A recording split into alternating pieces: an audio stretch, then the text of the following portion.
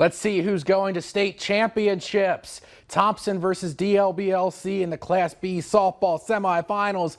Top of the second inning here with a tie ball game. Laker pitcher Brooklyn Benno striking the batter out swinging to keep the Tommies off the board. Still tied at 1 in the third inning. Grace Stump with a bomb all the way down the third base line. Mackenzie Hughes returns home to reclaim the Thompson lead. Later that same inning, it's Olivia Dick finding a spot in the outfield. Bloop single, bringing Stump home and giving Thompson a 3-1 lead. The Tommies defeat the Lakers 5-1. And in the other semifinal, it's the defending champs Central Cass against MLS KB. Scoreless in the fourth inning, both pitchers putting on a show. Ginger Salvacol picking up right where she left off in the first round, retiring the side. That's her 9th consecutive strikeout. Wow, what a performance. Not to be left out is Aubrey Lindstrom, closing the top of the 5th by striking the batter out swinging into the bottom of the 5th inning. Now Riley Holzer finding a gap in left field, bringing 2 of her teammates home and giving the Squirrels a 2-0 lead. And that would be the final score as the Squirrels make it back to the title game. The Class B state baseball tournament continuing with Renville County facing off against Lemoore Litchfield Marion in the semifinals. Muskrats up to bat, runners on in the first. Tate Mart tracking the ground ball, lobbing it to second to bring the inning to a close. Scoreless still, heading to the bottom of the second. Renville batter called out with the runner trapped aboard. Overthrown ball giving Dalton Madke an opening to sprint home and gives us the first run of the game.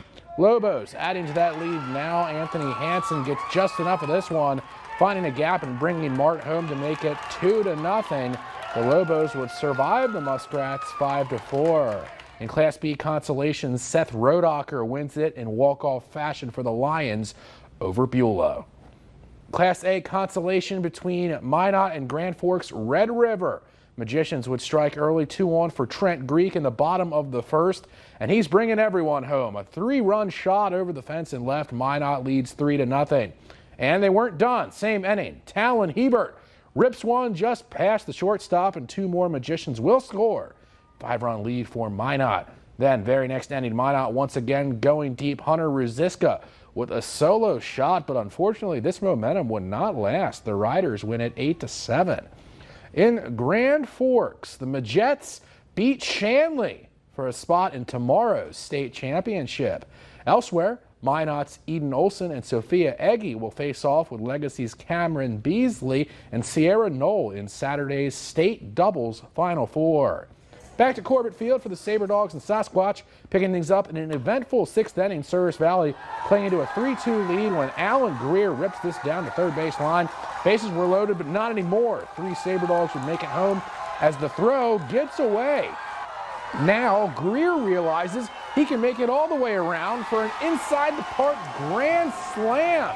Incredible. Not to be outdone, Chase Keaton connects to left center field for a stand-up double, but he would be stranded. The Dogs take a 7-2 lead into the 7th, and they add 4 more for a big win.